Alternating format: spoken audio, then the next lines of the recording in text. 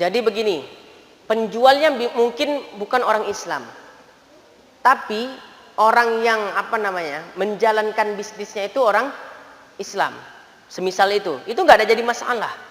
Nah, jadi kalau semisal juga kemarin ada bertanya tentang potong hewan itu, ayam itu pakai mesin, seperti di Australia itu kan lebih canggih dia. Rumah potong ya ayam, hewan potong ayam itu ya pakai mesin dia. Halal nggak? Itu halal, boleh, nggak ada masalah. Ya. Nah, terkait masalah semisal makanan cepat saji, ya tanpa kita menyebutkan mereknya, ya, nanti direkam bisa payah sekarang, sikit-sikit masuk penjara, kan gitu kan? Sikit-sikit dituntut. Makanan cepat saji berupa ayam-ayam Kentucky lah atau Kentucky kata orang, dengan berbagai macam merek dan label yang nggak kita sebutkan. Ya, nah itu kebanyakan pengusaha itu miliknya non Muslim, tapi di situ ada label halalnya dari MUI. Nah, kalau memang sudah terdapat label halal dari MUI, sertifikasi halal dari MUI, itu udah nggak ada masalah, berarti halal. Ya, berarti sudah ada observasi terlebih dahulu dari dari Majelis Ulama Indonesia untuk memberikan sertifikasi label halal kepada produk-produk tertentu. Nah, jadi kalau memang sudah ada produk halalnya, insya Allah husnuzonnya kita halal. Ya, karena nggak sembarangan itu, ya untuk memberikan label sertifikasi halal terhadap suatu produk itu nggak sembarangan.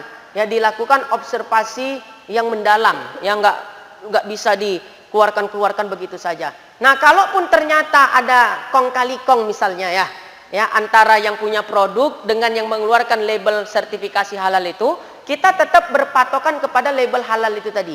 Karena ada kaidah nahnu nahkumu bizawahir.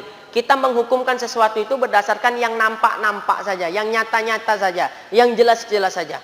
Kalau ternyata ada kong kali kong, maka kita tidak dituntut dosa padanya. Yang dituntut adalah orang yang memberikan label sertifikasi halal itu. Nah, itu dari sisi hukum fikihnya. Ya, tapi kalau dari sisi tasawufnya, daripada hal tersebut, tinggalkan perkara yang meragu-ragukan kita. Ya, semisal kita ragu tentang kehalalan dari suatu produk, meskipun sudah ada label halalnya, tapi rasa was-was kita tentang kehalalannya masih begitu ya kuat, samar-samar tentang kehalalannya, maka secara tasawufnya tinggalkan, nggak usah dimakan, kan gitu kan. Tapi kalau kita mau pakai standar fikih nggak masalah, libas saja gitu kalau kata orang Medan. Yang penting ada sertifikasi halalnya, ya. Itu yang pertanyaan pertama. Kemudian pertanyaan sebelumnya tadi, nah itu tadi yang kita bahas. Ada ayam ditabrak kendaraan, dalam kondisi geleper-geleper kan masih hidup, langsung disembelih, ya, langsung disembelih. Apakah halal? Kalau sudah statusnya geleper-geleper, itu berarti statusnya hayat majbuh. Nah, itu tadi saya katakan, walau dia masih hidup, tapi sejatinya haram untuk dikonsumsi. Kenapa? Karena matinya ada dua kemungkinan.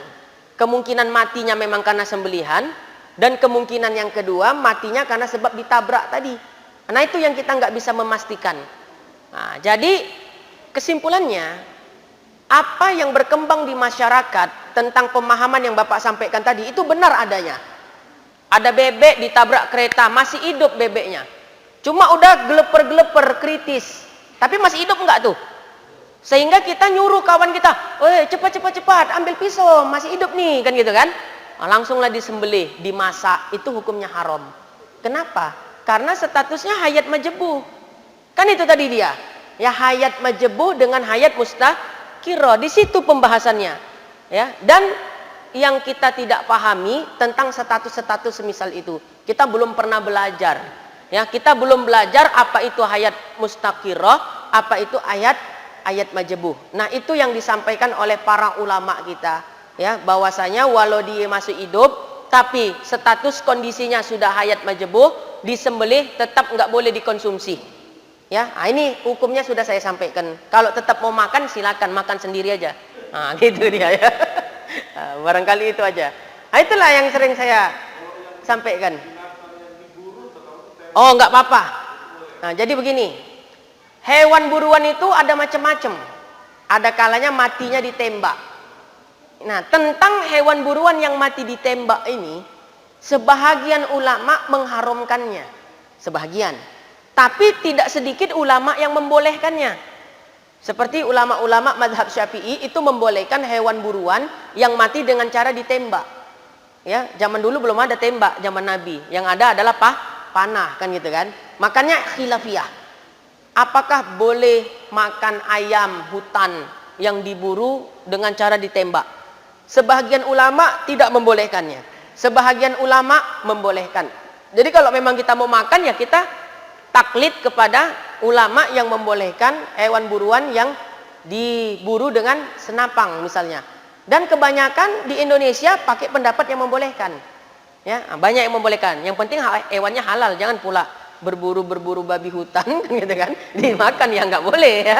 Nah, tapi kalau hewannya halal, ayam hutan gitu ya, tidak ada masalah. Itu ada ulama yang membolehkan. Nah, kemudian ada kalanya hewan buruan itu matinya karena dijerat. Kan gitu kan? Nah, itu termasuk, itu halal juga, boleh. Ya, nah, dijerat halal, pakai panah halal, dan pakai buruan anjing buruan itu juga halal. Kan ada itu ya, biasanya berburu rusa, ya, tapi menggunakan hewan buruan, menggunakan anjing yang sudah dilatih. Apakah halal hasil buruannya? Halal. Tapi sebelum dikonsumsi disamak dulu bekas gigitannya. Itu gak ada masalah. Cuma kalau yang pakai senapang tadi, pakai ditembak, itu masih ada perdebatan ulama di situ tentang halal dan tidak halalnya. Ya, nah itu kesimpulannya seperti itu barangkali.